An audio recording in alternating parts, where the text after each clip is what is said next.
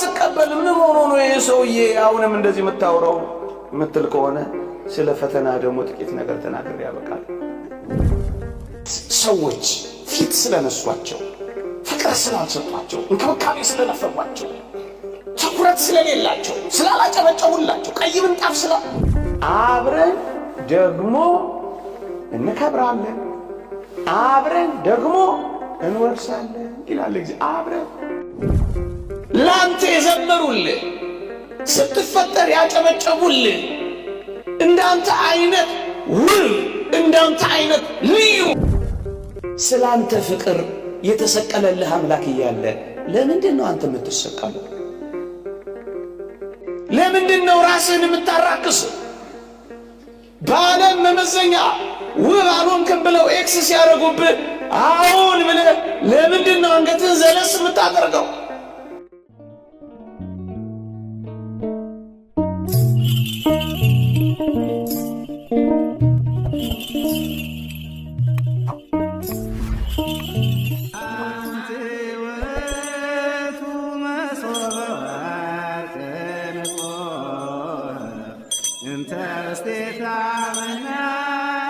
በስመ አብ ወወልድ ወመንፈስ ቅዱስ አሐዱ አምላክ አሜን።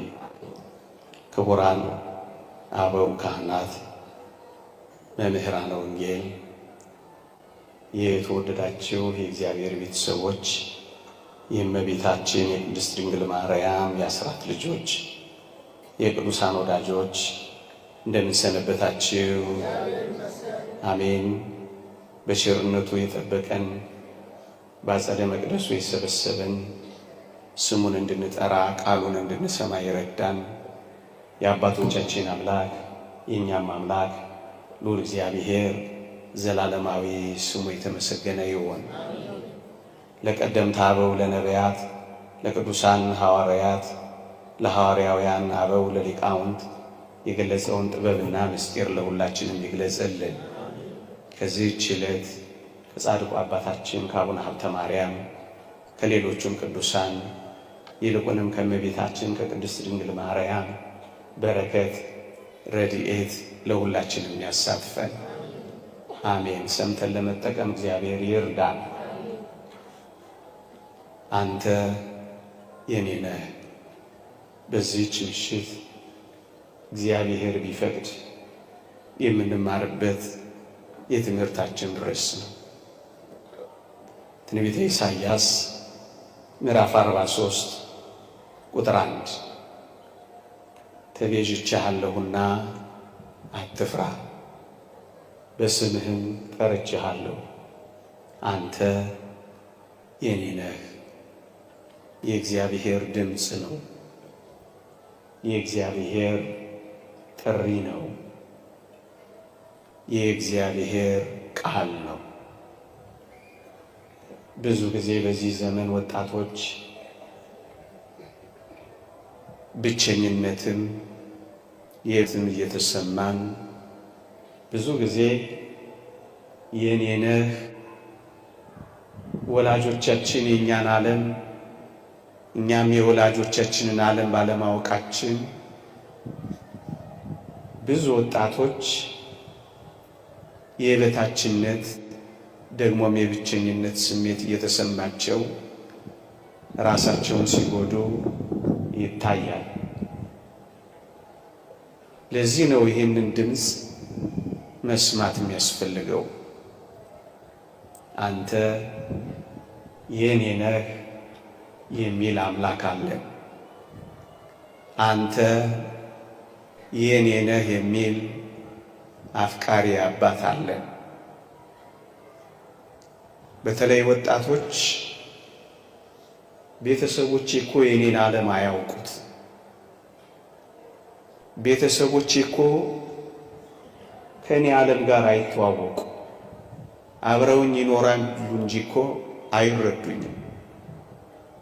በዚህ ምክንያት ብቻዬን የሆንኩ ነው የሚመስለኝ ብለው ብዙዎች ሆድ እየባሳቸው ግራ እየገባቸው ብቸኝነት እየተጫናቸው አንዳንዶቹ ወደ ሱስ፣ ከፍ ሲል ደግሞ አፍቃሪ የሌላቸው እየመሰላቸው ከአንዱ ወደ ሌላው፣ ከአንዱ እቅፍ ወደ ሌላ እቅፍ ሲንከራተቱ ይታያል። እጅግ ከፍ ሲል እነዚህ ነጥቦች ራሳቸውን ይጎዳሉ፣ በራሳቸው ላይ አንዳች ነገር ያደርጋሉ። የተወደዳችሁ ወጣቶች፣ በተለይ ወጣቶች ላይ ማተኮር የምፈልገው እንዲህ ያሉ ስሜቶች ወጣቶች ላይ ስለሚያርፉ ነው። ልክ ነው።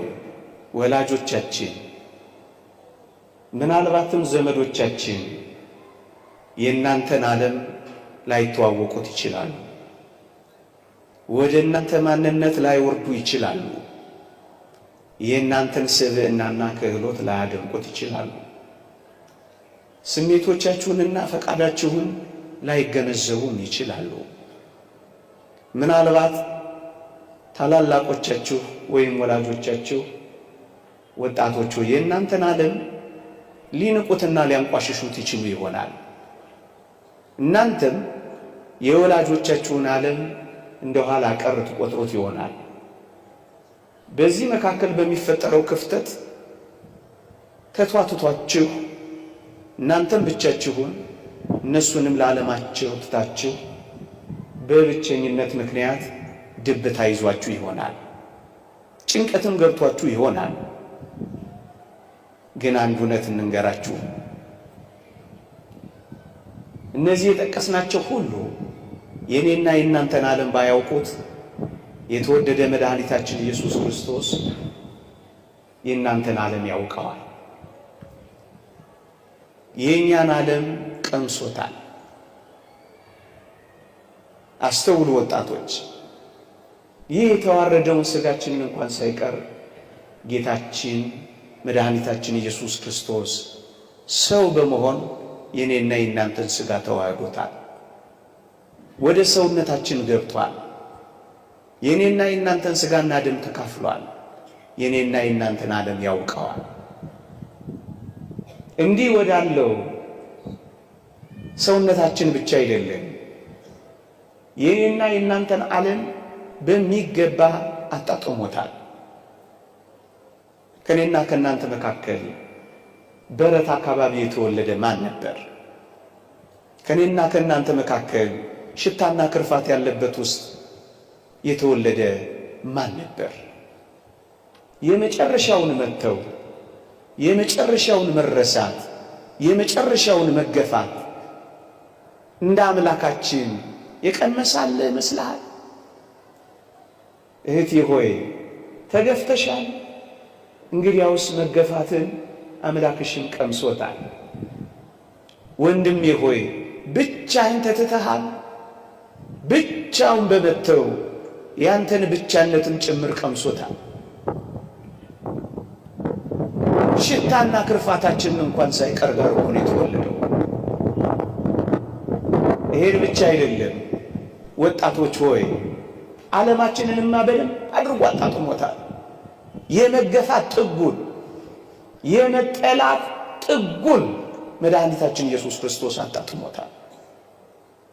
እግዚአብሔር በላይ በሰማይ ሆኖ እኛን በታች በምድር አስቀምጦ የኮራብን እንዳይመስልን የተዋረድነውን መዋረድ እንኳን ቀምሶታል። እሱ ምን አለበት እብሪተኛና ትዕቢተኛ ነው እንዳንለው የመጨረሻ እግራችን ስር ተደፍቶ ማበሻ ይዞ እግራችንን አጥቧል። ተትተሃል፣ መተውን ቀምሶታል። ተገፍተሃል፣ ከመገፋትም በላይ ተገፍቷል።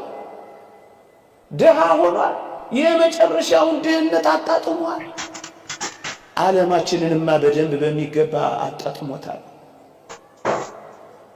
እንዴ መቃብራችንን እንኳን ሳይቀር እኮ ቀምሶታል። የመጨረሻው አፈር አይደል? ድንጋያችንን እንኳን ተንተርሶታል። ሞትህን እንኳን ቀምሶታል። ዓለማችንንማ በደንብ በሚገባ ያውቀዋል፣ አጣጥሞታል። ወገኖች እግር በእግር ሲኦል እንኳን ሳይቀር ተከትሎሃል። ታዲያ ምንድን ነው? ልክ ነው። አንዳንዶች ዓለማችንን ላይረዱት አንዳንዶች ስሜታችንና ፈቃዳችንን ዝንባሌያችንን ዋጋ ላይ ሰጡት ይችላሉ። ግን እንዳትረሱ ወጣቶች፣ ስሜታችንንም ፈቃዳችንንም ዝንባሌያችንንም ዓለማችንንም እንኳን የሚያውቀው እግዚአብሔር ነው። በስም ጠርቼሃለሁ አንተ የኔ ነህ የሚልህ። አንዳንዶች ስሜቴ፣ ፈቃዴ፣ ዝንባሌ፣ ድካሜ ሊረዱልኝ እኮ አልቻሉም አካባቢ ላይ ያሉ ሰዎች ብለው ሆድ ይብሳቸዋል። በዚህ ምክንያት ሱሰኞች ይሆናሉ። በዚህ ምክንያት ቁማርተኞች ይሆናሉ። በዚህ ምክንያት ቤታቸውን ይዘጋሉ። በዚህ ምክንያት ራሳቸውን እንኳን ሳይቀር ያጠፋሉ። ወገኖቼ ግን አንድ ነገር እንንገራችሁ፣ ስሜታችንን ፈቃዳችንን ዝንባሌያችንን እንኳን ብቻ አይደለም፣ ፈተናህን ብቻ አይደለም። የተወደዳችሁ ኦርቶዶክሳውያን እንዲህ የሚል የእግዚአብሔር ቃል አለ፣ ከኃጢአት በቀር በነገር ሁሉ እንደኛ ስለተፈተነ ሊራራልን የሚችል ሊቀ ካህናት አለ ይላል ዕብራውያን ምዕራፍ 4 ላይ። ልድገመው፣ በነገር ሁሉ እንደኛ ስለተፈተነ ይላል። ጎበዝ፣ እኔና እናንተ ከተፈተነው በላይ ስለተፈተነ ስንፈተን ዝም አይለንም፣ ይራራልናል። ስንተው መተውን ስለቀመሰ ያውቀናል። ከኃጢአት በቀር በነገር ሁሉ ከዛስ ይራራልናል። አያችሁ፣ ድካምህን ያውቀዋል። ደክሟላ፣ ተፈትኗላ። ይሄንን ስለቀመሰ ይራራልናል። ባወጣ ያውጣው፣ እንደገባ ይውጣ፣ የራሱ ጉዳይ ሊሉ ይችሉ ይሆናል አካባቢዎች። ግን እንዳትረሳ ይራራልናል። አንዳንድ ወጣቶች በዚህ ምክንያት ብቸኛ ይሆናሉ። እንደሱ እንዳይሆን ነው የሚራራልን። ፈተናችንን እንኳን ሳይቀር መከራንም እንኳን ሳይቀር ሰው በመሆኑ በመቅመሱ ምክንያት የመራራቱ ምክንያት ሆኖልናል። እሱ ነው የኔ ነህ የሚልህ። ክህሎቶቼን፣ ተሰጦቼን፣ ማንነቴን የሚያሞግሰኝ የሚያደንቅልኝ ማንም የለም ብለው ብዙ ወጣቶች መኖር ያቆሙ ሰዎች አሉ። ተፈላጊ ያጣነ ፈላጊ የሌለኝ የማንንም ትኩረት ማልስም ምስኪን ነኝ ብለው ጭርምት ኩርምት ብለው የሚኖሩ ምናልባት ብዙ ወጣቶች ሊኖሩ ይችላሉ። ራሳቸውን በዓለም መመዘኛ ይመዝኑና በዓለም በምትመዝነው መመዘኛ ራሳቸውን ያረከሱ ማለት ዋጋ ያሳጡ። በዚህ ምክንያት ምን ሆነዋል?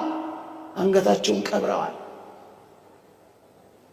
እኛ ግን አንድ ነገር እናስታውሳችሁ ወጣቶች፣ ወይ እስኪ ልጠይቃችሁ፣ እግዚአብሔር እንደ ሰው ያከበረው እግዚአብሔር እንደ ሰው የፈጠረው አለ? እስኪ ንገሩኝ። እግዚአብሔር በእጆቹ የሰራው እኔን አንተን አንቺንም አይደለም? እግዚአብሔር ለመላእክት እንደዚህ አድርጓለን? በአፉ ውስጥ ትንፋስ ለመላእክት እፍ ብሏለን?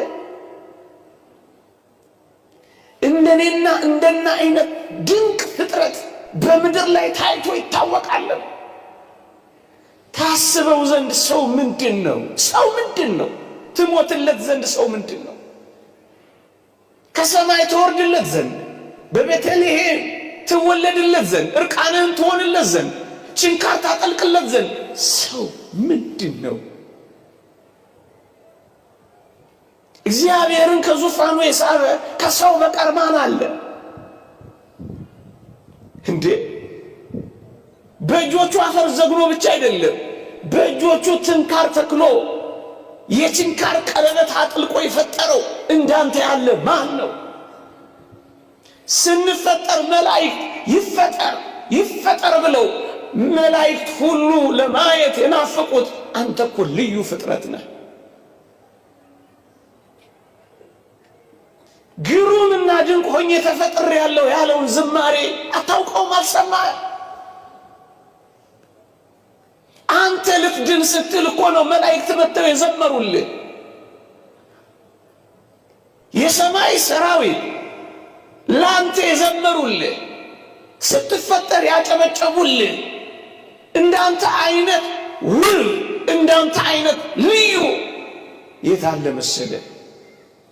ለምንድን ነው ራስህን የምታራክሰው? በዓለም መመዘኛ ውብ አልሆንክም ብለው ኤክስ ሲያደርጉብህ አሁን ብለህ ለምንድን ነው አንገትህን ዘለስ የምታደርገው?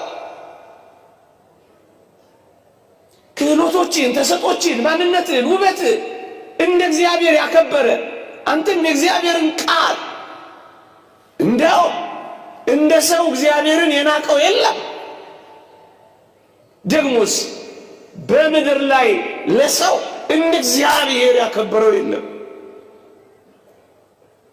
ለምንድን ነው? በእነዚህ ምክንያት ተሰጦችን፣ ክህሎቶች፣ ማንነቴን ምናልባት አላወቀውም እንጂ ሳይንስ ሁሉ የሚኮርጀው ካንተ ነው። ሰው ውስጥ ከ5 እና ከ6 በላይ ትልልቅ ፋብሪካዎች አሉ። ነርቭ ሲስተሙ፣ ኤሌክትሪክ ሲስተሙ። ይሄ ቴክኖሎጂ እኮ የሚኮረጀው ካንተ ማንነት እኮ ነው። አንተ ልዩ ነህ። አንተ ድንቅ ነህ። ይህንን ማንነት ዓለም በምታወጣው መስፈርት የመዘንከው ዕለት ነው ብቸኛ እንደሆንክ ደግሞም የበታች እንደሆንክ ያሰብከው። በአንድ እጅ ጣት የማይቆጠሩ ሰዎች ትኩረት ስለነፈጉ ለምንድን ነው አንተ ለራስህ ትኩረት የምትነፍገው? ጥቂቶች ስላላጨበጨቡልህ አንተ ለምንድን ነው ስታለቅስ የምትኖረው? የብቸኝነትም የበታችነትም እንዳይሰማ አየው። ዓለምህን ተዋውቆታል። ፈተናህን ድካምህን ስላወቀ ሊራራልህ የሚችለው አምላክ አንተ የኔ ነህ ይልሃል።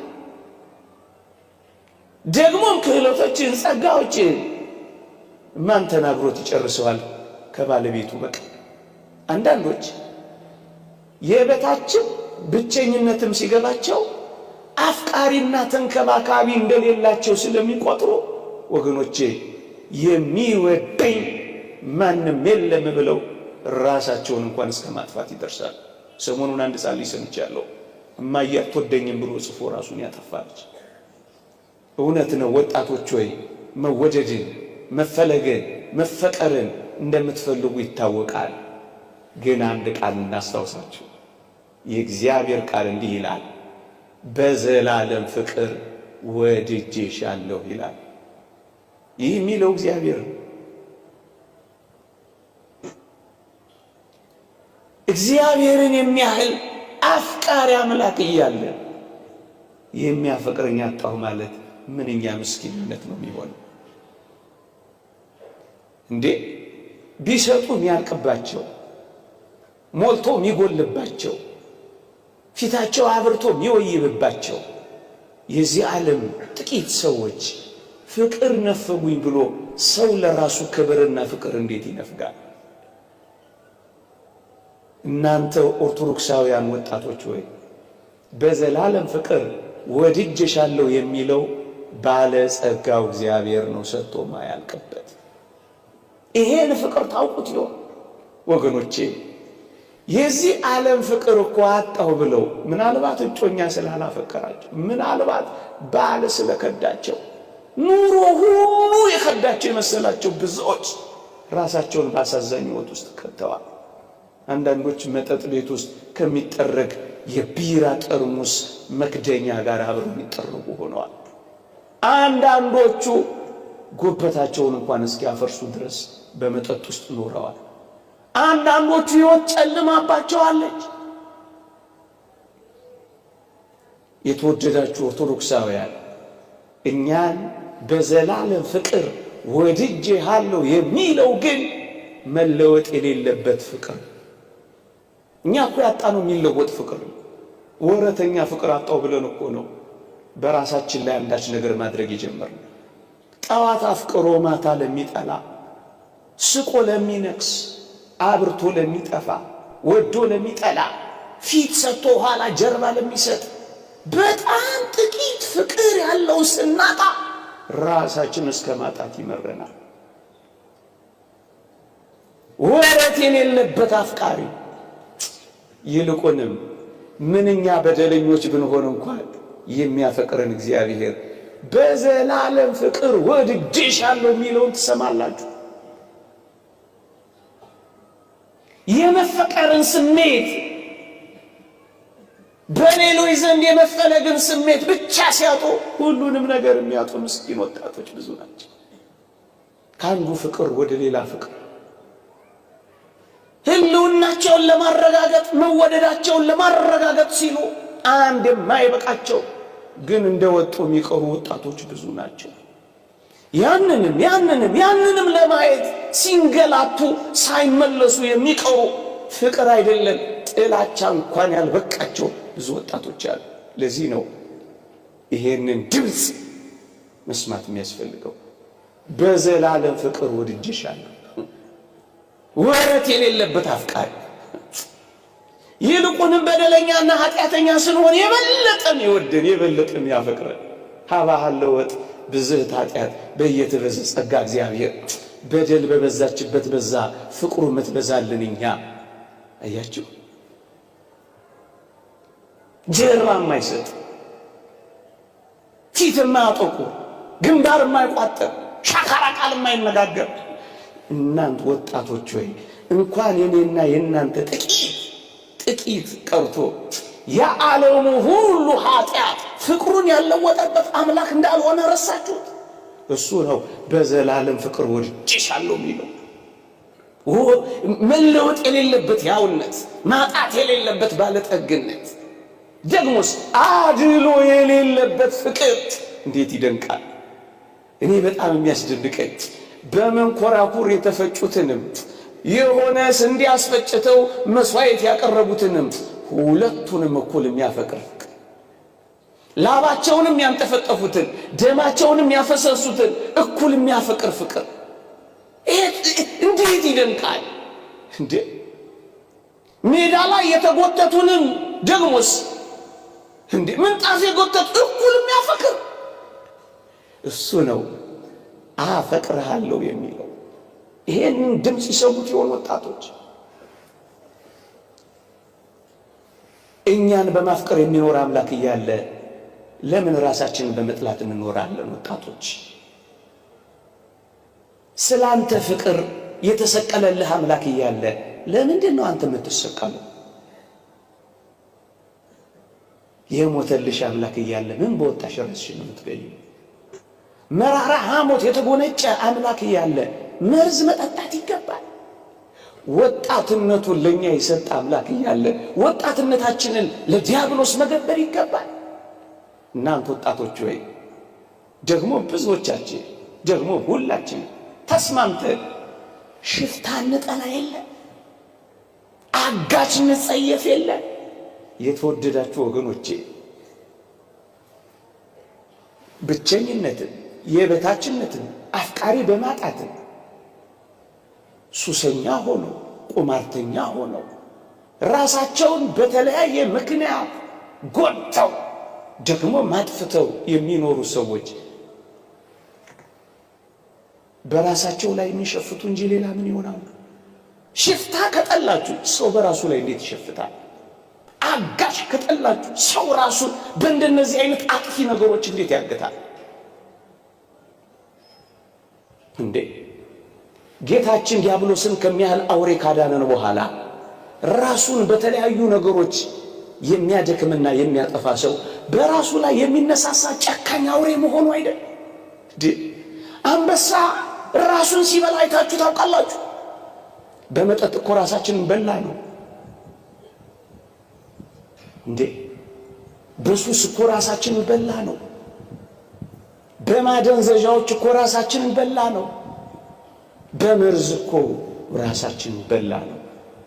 ራሱን በልቶ የማያውቅ እንስሳ እያለ ራሱን የሚበላ ሰው ሲገኝ አሳዝን። እባብ ራሱን ሲነድፍ ሰምተን አናውቅም። ሰው ግን ራሱን መንደፍ ጀመረ በዚህ ዘመን። እባብ ራሱን ያድሳል እንጂ እንደተማር ነው ራሱን አያፈርስም። ሰው ግን ራሱን ማፍረስ ጀመረ። የተወደዳችሁ ወጣቶች አንድ ጥያቄ ልጠይቃችሁ። ይሄን ቤተ መቅደስ አንድ ጠላት መጥቼ ላፍርሰው ቢል ይሄ መቅደስ ከመፍረሱ በፊት እናንተ እንደምትፈርሱ አውቃለሁ። ይሄ ከመቃጠሉ በፊት የሚቃጠሉ ምእመናን እንዳሉ አውቃለሁ። ግን ያሳዝናል። የሰውነታችንን መቅደስ ቅድም ባለውና ከፍ ባለው ራስንን በማጥፋት ይሁን ሲያፈርሱ ግን ምንም አይመስላቸውም። እኛ እኮ የኛ አይደለም። አንተ ያንተ፣ አንቺም ያንቺ፣ እኔም የኔ፣ እርሶም የእርሶ አይደሉም። አደራ የተሰጠን ብቻ ነው። እኔ ለኔ አደራ የተሰጠው ነኝ፣ እኔ አይደለሁም።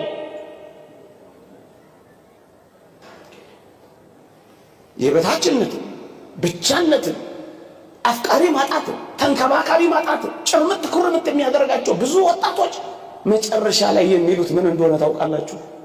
ዋጋ ቢስ ነኝ ብለው ዋጋ እንደሌላቸው ይቆጥራሉ። ዋጋቸውን አራክሰው መሬት ይፈጠፍጣሉ። ይህ ዓለም በሚያወጣላቸው ዋጋ ራሳቸውን መመዘን ይጀምራሉ። በዚህ ዓለም ሂሳብ ሲተሳሰቡ ጊዜ ራሳቸውን ዘጭ ያደርጋሉ፣ ያረክሳሉ። ለዚህ ዓለም የማልመዝን ከሆንኩ ዋጋ ቢስ ነኝ ብለው ራሳቸውን ደረጃ ውጮችና መዳቢዎች አድርገው ያስቀምጣሉ። ዋጋ ቢስማ አይደለም። ዋጋችንን በትክክል መነጋገርማ ይገባል ወገኖቼ። እንዴ አንተ ወጣት ወይ ዋጋን ማወቅ ከፈለክ አንገት ላይ አንጠልጥለዋል፣ ደሞም ተነቅሰዋል፣ ወይም ተጠልፈሸዋል ልብስሽ ላይ። የክርስቲያኖች ዋጋ ቀራንዮ ብቻ ነው። የክርስቲያን ዋጋ የክርስቶስ ደም ነው የተገዛንበት። ታዲያ ይሄንን ዋጋ ይወጣብህ በሞቴ ልንገርህ፣ ዓለም እንኳን ቢሸጥ አንተን አያወጣ፣ አንተን አያወጣ። ዋጋችንን እናንወቀው። የሚፎካከረው፣ የሚከራከረው፣ የሚደራደረው፣ የሚወዳደረው የሌለ ዋጋ ገዝቶ ሳለ አንተ በጣም ውድ ነህ። እንኳን በዓለም ውስጥ ያለው ዓለሙ ሁሉ ቢሸጥ አንተን አያወጣም ነው የምንልህ። ለመሸንገል እንዳይመስልህ አፈቀላጤ ሆኜ ነገር ስለተሳካልኝ አገባብቼ በመናገር እንጀትህን ልበላ ወላ ስብሳ አይደለም። ከምናገረው በላይ ነው ይሄ እውነት። የምንነግራችሁ ያንሳል፣ እንደውም አይደራረስም። ውድ ነህ አንተ። ዋጋህን አትፈጥፍጠው። ይህን ቢልጌት ሀብት ቢሰበሰብ አንተን አያወጣም። አንተ ግን ለዚህ ተንበርካኪ ሆንክ። ዋጋ ውድ ነው። የእግዚአብሔር ቃል እንዲህ ይላል፣ የሙሴን ሕግ የናቀ 2 ወይም 3 ሰው ቢመሰክሩበት ያለ ርኅራኄ ይሞታል ይልና የክርስቶስን ደም የረገጠ ቅዱሱንም መንፈስ ያክፋፋ እንዴት የሚብስ ቅጣት የሚገባው ይመስላችኋል ይላል። የወጣብህን ዋጋ አታርክሰው። ዋጋ ቢስ ነኝ እንዴት ትላለህ? ዋጋህን ማወቀው። ዋጋ ውድ ነው። ከእንቁ ከኤመራልድ አሉ ከሚባሉት ምንም ዋጋ አንተን አይመዝንም። ምክንያቱም ሰማይ ነው ምድር የመጣው አምላክ ነው ዋጋ የከፈለልህ። መጀመሪያ ፈጠረ፣ ከዛ በደሙ ገዛ። በዋጋ ተገዝታችኋልና የራሳችሁ አይደላችሁም። ዋጋን አየኸው? ዋጋ ወጥቶባል እንዴ? በዚህ ዓለም ላይ እኮ ዋጋ የወጣባቸው ነገሮች እኮ ናቸው በጣም ውድ። ብርቱ ዋጋ ከወጣችሁ በጣም ይወደዳሉ። ብርቱ ዋጋ ስለወጣብህ በጣም ልትወደው ነው የሚገባው። በጣም እንዴት ራስህን ትጠለዋለህ? ውድ ነህ አንተ፣ በጣም ውድ ነህ። ይሄንን ስላላወቅነው ነው ብዙ ጊዜ እየተቸገርን ያለነው ወገኖች። አንዳንድ ወጣቶች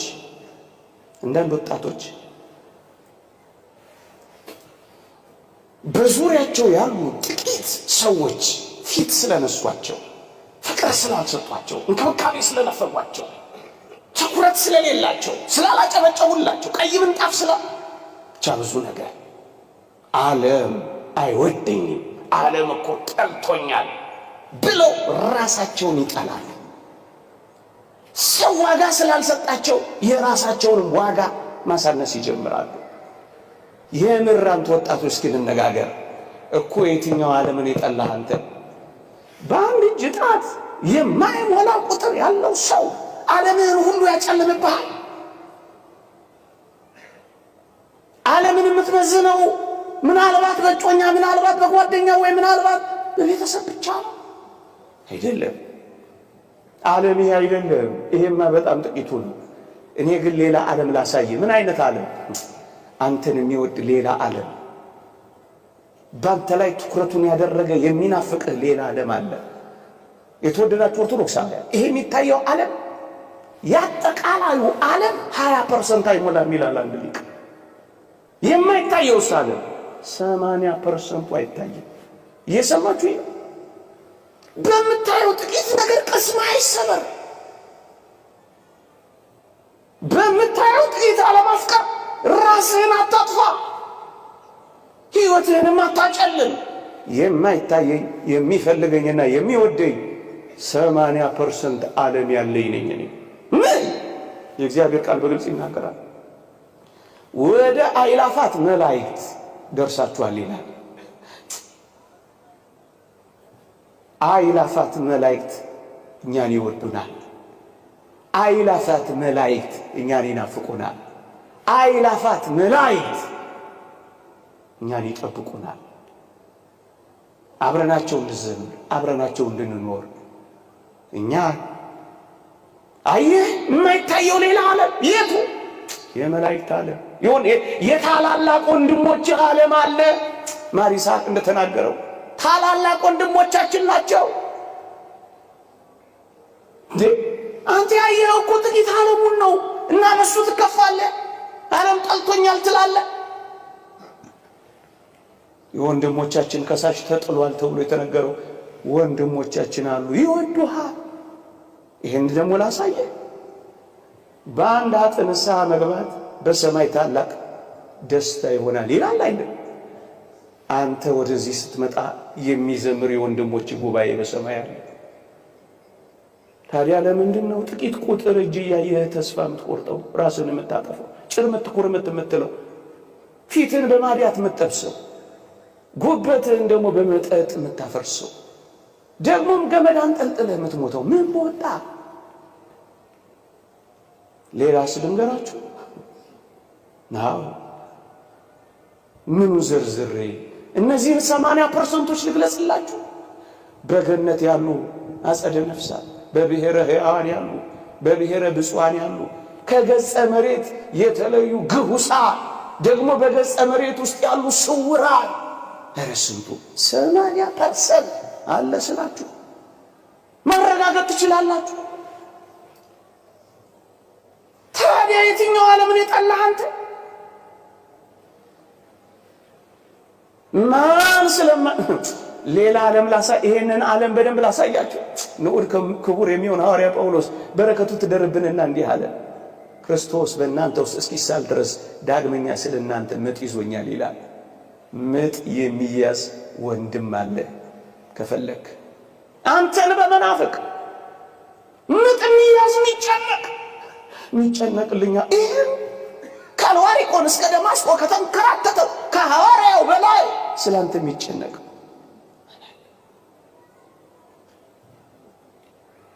ታዲያ ዓለም እኮ የትኛው ዓለም ስለጠላ ነው ራስን የምትጠላው? ዓለም አልወድ እኮ የትኛው ዓለም ስላልወደደ ነው? በቃ በዚህ በጥቂት ቁጥር ያውን ደግሞ ምስኪን በሚወርቅ በሚነሳ በሚበረታ በሚደክም በሚያገኝ በሚያጣ በሚቆም በሚወድቅ በዚህ ዓለም ነው ራስን የምትመዝነው። ሌላ ዓለም አለ። አንተ ሌላ ዓለም አለ፣ ሌላ ዓለም አለ። ቅዱስ አትናቴዎስን ዓለሙ እኮ አይወድህም አሉት ይባላል። ምን አለ ቅዱስ አትናቴዎስ በረከቱ ይደርብንና፣ ንገሯት ለዓለም እኔም አልወዳት። ምኗ ይወደዳል? እንደው ላጥላላባችሁ ፈልጌ እቤት ስትሄዱ መኖራችሁን እንድታቆሙ ሽቼ አይደለም፣ እንዳትመሰጡባት ግን ለማድረግ በጣም የምትወደድ አይደለች። በጥርሶቿ ስቃል ስታበቃ በኋላ የምትነክስህ ምን ትወደዳለች? በሜካፖች ያበደች ምን ትፈቀራለች? የውሸት ጌጣጌጥ ይዛ የምታማልል ምን ያጣብቃል ከሷ ጋር? ለምን እንደሚሰማ ለምን እንደሚያምር ታውቃለህ? ተጣብቀባታል። በቃ ለገንዘብና ለከንቱ ውዳሴ ከተጣበቅ ጥላቻዋን ፍቅሯን ያመሃል። ፍቅሯን ስታጣ ያመሃል። ጥላቻው ያሳብዳል። አትጣበቅባት፣ ትታመማል፣ በሐዘኖቿ ትሰበራለህ። አየህ፣ ከተጣበቅባት ነው እንደዚህ የምትሆነው። ምኗ ደስ ይሰኛል። በመኃልየ መኃልይ ሶሎሞን ላይ ያለችው ያችን ሙሽሪት አልሰማህም? ፀሐይ መልኬን አክስሎታልና አትዩኝ እያለች ነው የዘመረችው። ምን ትታያለች? እስኪ ዋት ምን ትታያለች? ምን ደስታ አላት?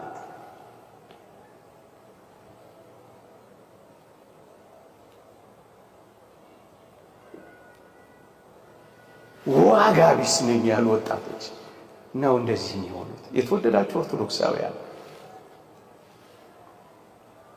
አንተ የኔ ነህ የሚል አምላክ ደግሞስ በስምህ የሚጠራ ደግሞስ በዘላለም ፍቅር ወድጄሃለሁ የሚልህ ደግሞስ እንዲህ ወዳለው ከፍታና ዋጋ ካደረሰ በኋላ ያለ መወደድ ስሜት ያለ መፈለግ ስሜት እንዴት ሊሰማ ይችላል? ይህ ሰውዬ ዝም ብሎ ነው እንደሚያወራው። መከራችንን አያውቀው፣ ፈተናችንን ሳይረዳው፣ መከራችንን ፈተናችንን ከዚህ ከሚሰብከው ሰውዬ የተሰወረ ነው። ምን ነው ባይጨልምብን እንዲህ እየኖርን ልትሉኝ ትችላላችሁ። አውቀዋለሁ፣ እየኖርኩበት አይደል እንዴ? እረዳዋለሁ። ታዲያስ እንደዚህ ባንል ይፈረድብናል ልትሉ ትችላላችሁ። ወጣቶች ወይ መከራችሁም ፈተናችሁም ክርስቲያን እንደመሆን ወይም ክርስቲያን እንደሆናችሁ እንድትቀበሉት ይልቁንም በራሳችሁ ላይ በመከራም ይሁን በፈተና አንዳች ነገር እንዳታደርጉ የሚረዳችሁን ጥቂት ነገር እንጠቁማችሁ። መከራ አለብህን? እንግዲያውስ መከራህን ከአምላክህ ጋር አብረህ ተቀበለው። እንግዲያውስ መከራሽን የክብር በርሽ አድርጊው። አብረን መከራ ብንቀበል አብረን ደግሞ እንከብራለን፣ አብረን ደግሞ እንወርሳለን ይላል እግዚአብሔር። አብረን የቱንም መከራ ክርስቲያን እንደመሆናችን ስንቀበል በምስጋና ከተቀበልነው ያለ ማጉረምረም ካሳለፍነው ይልቁንም ደግሞ መንፈሳዊ ሕይወታችንን አበርትተን በደስታ ወደ መቀበል ስንመጣ አንድ ነገር እንዳትረሱ። የተወደደ መድኃኒታችን ከራሱ መከራ ከመስቀሉ መከራ ጋር ይቆጥረልናል። አብረን እንድንከብር አብረነው መከራ ብንቀበል ይላልና ይቆጥረዋል። እዩ የኔና የእናንተን እንቅልፋምነት በቅዱሳን ትጋት፣ የኔና የእናንተን ንፉግነት በቅዱሳን ጥሪት አልቦነት ዋጋ አድርጎ ከተቀበለው የኔና የእናንተን መከራ ከራሱ መከራ ጋር ጭምር ይቀበለዋል፣ ይቆጥረዋል። እንዲህ ይላል ቅዱስ ጳውሎስ፣ ላንብብላችሁ በሞቴ እንዲህ ይላል፣ ከክርስቶስ ጋር ተሰቅያለሁና እኔም አሁን ሕያው ሆኜ አልኖርም፣ ክርስቶስ ግን በእኔ ይኖራል። አሁንም በሥጋ በምኖርበት ኑሮ በወደደኝና ስለ እኔ ራሱን በሰጠው በእግዚአብሔር ልጅ ላይ ባለ እምነት የምኖረው ኑሮ ነው ይላል። ከክርስቶስ ጋር ተሰቅያለሁና አብረኸው ተቸንከራ። መከራ ስትቀበል አብረኸው፣ ስታመሰግን አብረኸው፣ ደስ ሲልህ አብረኸው፣ ስትጎሳቆል አብረኸው አብረኸው ወደ መስቀሉ ትወጣለህ። አብረኸው መስቀሉ የምትሸከም ትሆናለህ። አብረኸው ከክርስቶስ ጋር ተሰቅያለሁና በቃ እኔ አሁን በዚህ ምድር ላይ የምኖረው ለራሴ አይደለም፣ በሞተልኝ ነው። እናንተ ወጣቶች እስኪ ለእናቴ ልኑርላት ትሉ የለ? እስኪ ደግሞ ጥቂት ለጌታችሁ መኖር ልመዱ። ለአባቴ ልኑርለት ትሉ የለ? ለዘላለም አባታችሁ መኖር እስኪ ልመዱ። አሁን የምኖረው ኑሮ በወደደኝና ራሱን ለኔ አሳልፎ በሰጠው በክርስቶስ ላይ ባለኝ እምነት ነው ምኖረው። ምን ብያለሁ? አብሬው ሞቻለሁ፣ አብሬው ተሰቅያለሁ። አንዳንዴ ሰይጣን በጆሮአችን እየመጣ ራስን ጥላ ሊልህ ቢችል አንተ ወጣት ሆይ ከኔ በላይ እኔን የሚወደኝ አምላክ አለ ብለህ አታሳፍረውም ሰይጣን? አንዳንዴ ሞት የሚል ድምፅ ሲያሰማ ከክርስቶስ ጋር ሕያው ሆናለሁ ለምን ብቻዬን እሞታለሁ አትለው? አንዳንዴ ተሰቀል ይላል። ብቻዬን ተሰቅዬ ምን አመጣለሁ? ከአምላኬ ጋር እሰቀላለሁ እንጂ መከራውን አብሬ እካፈላለሁ እንጂ ክርስቲያን እንደመሆኔ በልዩ ልዩ ፈተና ስትፈተን ደስ ወደሚሰኝ ጥልቅ መንፈሳዊ ሕይወት እገባለሁ፣ አብሬው ከፍላለሁ እንጂ ብቻዬን ምን አረጋለሁ? ለምንድን ነው እንጨት አንጠልጥዬ የምሰቀለው? ክርስቲያን በመሆኔ እሰቀላለሁ እንጂ ስጋን ከክፉ መሻቱና ምኞቱ ጋር እሰቅላለሁ እንጂ እኔ ምን በወጣኝ የምሰቀለው አትለው? ጥፋ ወይም አጥፋ ሊል ይችላል። ከክርስቶስ ጋር እኖራለሁ ብለህ አታሳፍረው። መከራን እንደዚህ ካሳለፍከው ራስህን አትጎዳ። ይሄን የምናገረው ለምን እንደሆነ ታውቃላችሁ? ምን ሆኖ ነው እንደዚህ የሚያወራው ልትሉ ትችላላችሁ።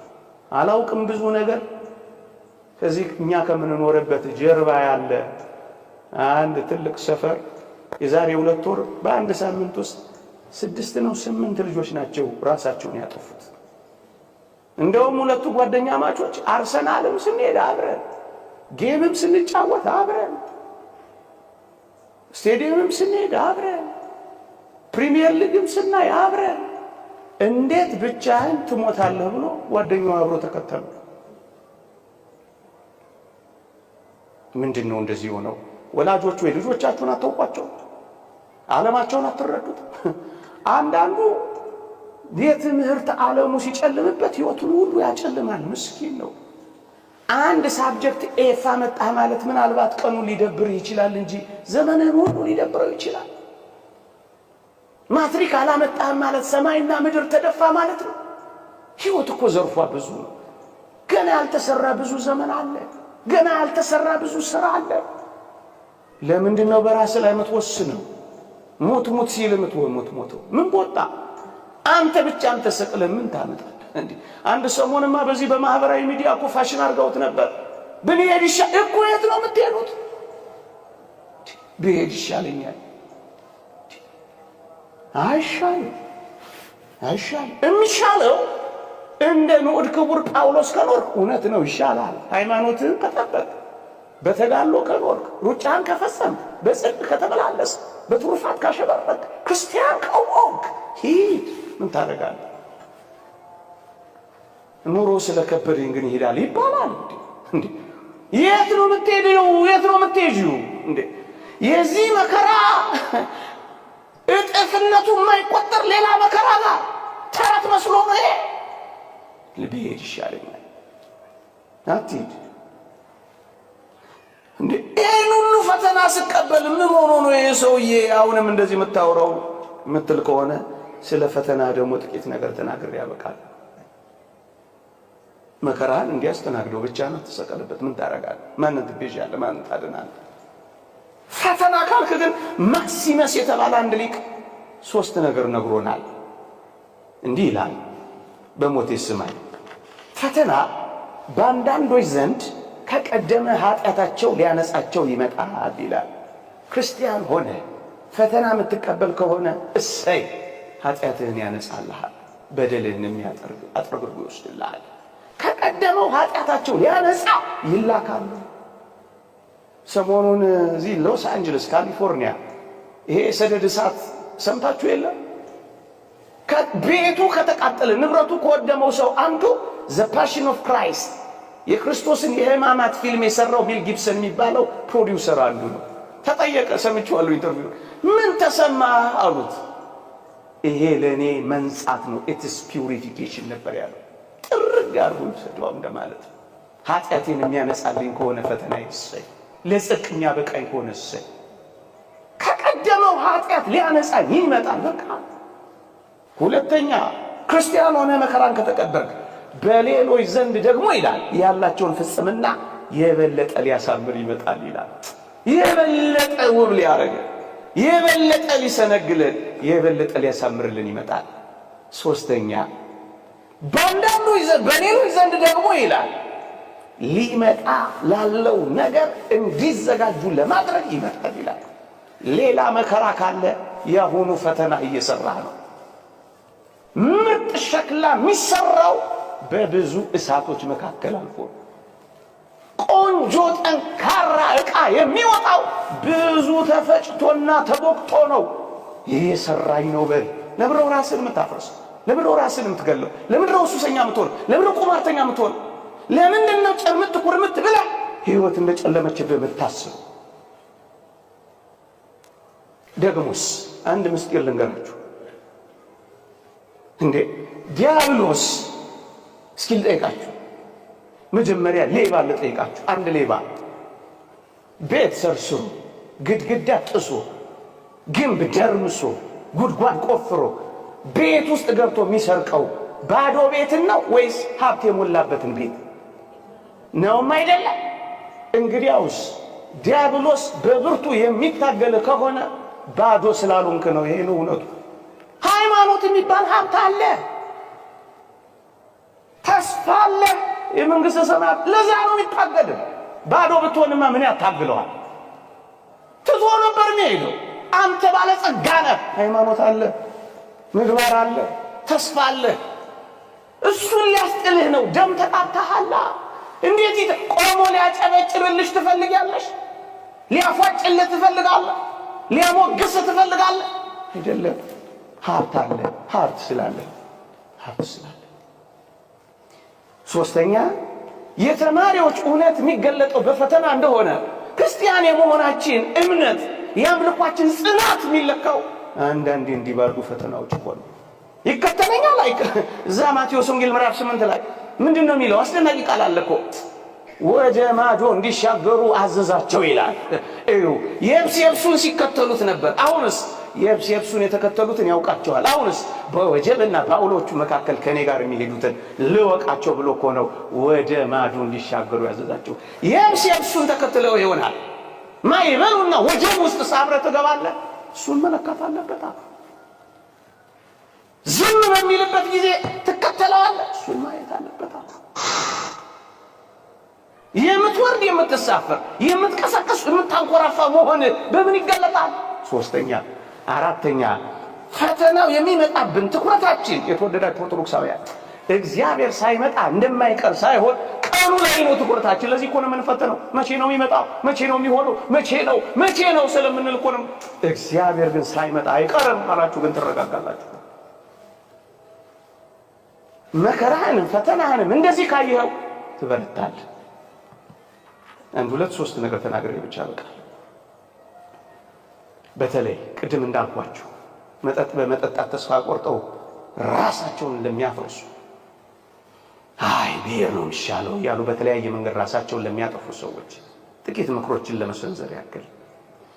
አንደኛ እንዲህ በማድረጋችን ምን እንደሚሆን ታውቃላችሁ? በእግዚአብሔር ፍቅር ላይ ያለንን መተማመን ክደናል ማለት ነው። በዘላለም ፍቅር ወድጄሻለሁ የሚለውን አላመንም ማለት ነው። ሁለተኛ እግዚአብሔር ለኛ ያለውን ትኩረትና ጥበቃ ንቀናል ማለት ነው። ሶስተኛ እና በጣም የሚደንቀው ከሞት በኋላ ያለውን ሕይወት አላመንም ወይ ክደነዋል ወይ ረስተነዋል ማለት ነው። የተወደዳችሁ ኦርቶዶክሳውያን አሁን እየደረሰብን ያለው ችግር አሁን ያለንበት ሁኔታና ስሜት ምንም መፍቻ የሌለው ከእግዚአብሔር በላይ ሆኖብሃል ማለት ነው። እንዳልዘረዝረው ጊዜ ያጥረብኛል። ከእግዚአብሔር በላይ ታደርገዋለህ አንተ ችግር። ምን ችግር እግዚአብሔርን አቅቶት ያውቃል? እስኪ ንገረኝ። ምንም ፈቅዶት ወዶት ለጽድቅ ካላደረገው በቀር ለአንተ የሚያቅት የለም ተብሎ ተጽፏል። ደግሞስ ለዚህ ኑሮ ካልተገባውማ የዘላለሙ ይቅርብኝ ማለት እንደሆነ ታውቃለህ። እንዴት ያሳዝናል! ሄዶም ኑሮ ማለት ይሄ ብቻ ነው። ዓለም ማለት ይሄ ነው። እሱ ነው እኮ የሚያስጨንቀው። ስራን ማጣትህ ራስህን ያሳጣሃል። በቃ የዕለት ጉርስ የዓመት ልብስ ከሰጠህ በቃ ደግሞ ይህን አይነፍቅም እግዚአብሔር በአንድም በሌላ አሳይቶናል። መከዳትሽ ራስሽን እንድትከጂ እንዴት ሊያደርግ ይገባል? የዚህ ዓለም ኑሮ ካልሆነልኝ የዘላለሙ ይቅርብኝ እንደማለት ይቆጠራል። ይህ ምንኛ ያሳፍራል። ይሄ ማለት ይህን ዓለም የመጨረሻ ያደረገው ሰው ነው ራሱን ላይ እንዲህ አይነት አደጋ የሚቆጥር። ይህማ ምንኛ እግዚአብሔርን አለማወቅ። ሌላውና እጅግ አስገራሚው ነገር ግን ለችግሮቻችን ሁሉ ቀን መስጠት፣ ከእግዚአብሔር መፍትሄ መፈለግ አልወደድንም ማለት ነው። ስለዚህ ወዲያው ራሳችን ላይ እርምጃ እንወስዳለን። እንዲህ እንዳይሆን እኔ አስታውሳለሁ ልጅ እያለሁ HIV ኤድስ የሚባል በሽታ በዓለማችን ላይ ተሰራጭቶ ነበር።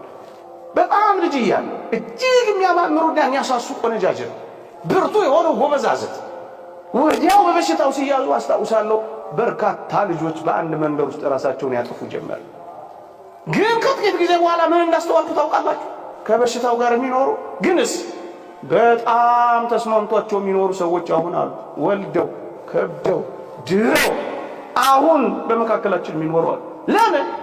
የመጨረሻ ላደረጉ ችግር ለምን የመጨረሻ ታደርገዋል? ጊዜ መስጠት፣ መታገስ። ለምን ትቁረጠነጣላችሁ ወጣቶች? አሁን ካልሆነ ብላችሁ ሰማይ እንደተደፋባችሁ ለምን ትቆጥራላችሁ? እንደውም እኔ እሰማለሁ፣ አነባለሁ በሽታው ከሰውነታቸው ጨርሶ የወጣ የጠፋ ሰዎች ሁሉ አሉ። አየህ፣ ቀን ስጡ፣ ለእግዚአብሔር እድል ስጡ። እኔን የሚፈርድ ጌታ ነው። ቀኑ ሳይደርስ አንዳች አትፍረዱ ይላል ቅዱስ ጳውሎስ። በራሳችሁ ላይ ማፈራጭ አደረጋችሁ። ችግርህን ለአንዴና ለመጨረሻ ጊዜ የሚያጠፋልህ ሞት መስሎ ከሆነ ውሸት ነው። በጣም ተታላ። በጣም ራስን ማጥፋት የሚያጠፋው ችግርን ሳይሆን የሚያጠፋው ህልውናህን እንደሚያጠፋ፣ ከዛ ከፍ ብሎስ የእግዚአብሔርን ሀልወት በልብ ውስጥ ያለውን እንደሚያጠፋ ግን እንዳትረሱ። ታላቅ ኃጢአት የሚሆነው ይህንን ነው። የእግዚአብሔርን ምሕረትና ይቅርታ ለእኛ ያደረገውን ፍቅርና ትኩረት ያጠፋ ሰው ነው ራሱን የሚያጠፋ። ራስን ማጥፋት ትንሽ ችግር ለመፍታት ትልቅ ችግር መፍጠር ማለት እንደሆነ ግን ተረዱ። ለጊዜያዊ ችግር ውስብስብና የማይፈታ ችግር መፍጠር ነው። ለሚቀለበስ ችግር የማይቀለበስ መፍትሄ መስጠት ነው። ይህ ምንኛ ያሳዝናል። መጨረሻ የእግዚአብሔር ቃል እንዲህ ይላል፣ እምነት፣ ፍቅር፣ ተስፋ እነዚህ ሶስቱ ጸንተው ይኖራሉ፣ ፍቅር ግን ይበልጣል ከሁሉ። ሶስቱን ነገር የረገጠ ሰው ነው በራሱ ላይ በመጠጥ በሱስ በቁማር ወይም በሌሎች ነገሮች በርካታ ነገሮች ተስፋ ቆርጦ የሚኖር። ከዚያ ከፍ ብሎ ደግሞ በራሱ ላይ አንዳች ነገር የሚያደርግ ሰው እነዚህን ሶስቱን የጨፈለቀ ሰው እግዚአብሔርን አያምነውም። ደግሞስ የዘላለም ተስፋውን ረስቷል። ደግሞስ ፍቅር የሚባል ነገር ትቷል። ከትላንት ላይ ታሪኩንና ትዝታውን ክዷል። ትላንት እንዳልተደረገለት በማኅፀን ውስጥ ደም ሆኖ አጥንት ሰክቶ ምንም ባልነበረበት ዘመን ከእናቱ ጋር አገናኝቶ የመገበውን የትላንቱን ታሪክ የረሳ ሰው ነው። አያሳዝንም? ትላንትን አያስታውስም፣ ነገን ደግሞ ተስፋ አያደርግም። እምነት፣ ተስፋ፣ ፍቅር ለሌለው ሰው ደግሞ ቤተ ክርስቲያን ጸሎት አታረግም፣ ዝማሬ አትዘምርም፣ ከበሮ አትመታም። ራስን ካጠፋ አንተ ብትኖር ንስሐ ትገባ ነበር። አንተ ከሌለህ ግን ለሌላው ኃጢአት ንስሐ ትገባለህ። መጨረሻ ላይ ለሰራው ራስን ማጥፋት ግን እንዴት ትዘምርልሃለች? እንደ ድል አድራጊ ታለቅስልሃለች እንጂ ከበሮ አትመታለህ። ምክንያቱም እምነትን፣ ፍቅርን፣ ተስፋ ረግጠሃል። ግን አንድ ተስፋ አለ። በስም ጠርቼሃለሁ፣ አትፍራ፣ አንተ የኔ ነህ። ይቆየ